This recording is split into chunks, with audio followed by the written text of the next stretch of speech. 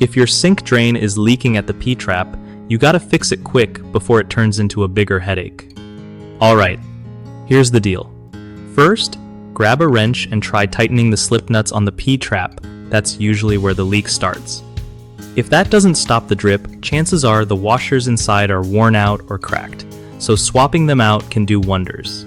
Make sure you turn off the water and put a bucket under the trap to catch any drips while you work. When you take off the trap, check if there's any gunk or debris, because that can mess with the seal too. Clean everything up with a rag before putting it back together. When you install new washers, don't over-tighten those nuts. Just snug enough so it's sealed but not crushed. After you're done, run some water to check if the leak's gone. It's pretty simple stuff once you know what to look for.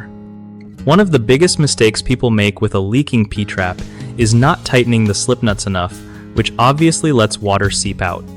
Fix that by using a wrench, but be careful not to overdo it or you'll strip the threads. Another common issue is ignoring worn washers. These little guys get old and cracked over time, so replacing them usually stops leaks fast.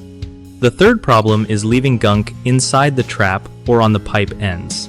That dirt breaks the seal and causes leaks, so always clean those surfaces before reassembling. BigHomeProjects.com makes it super easy for homeowners to find trusted local contractors who actually know their stuff when it comes to plumbing or any home fix. Contractors also get a solid way to connect with customers looking for their skills, which means more work and less hassle finding gigs.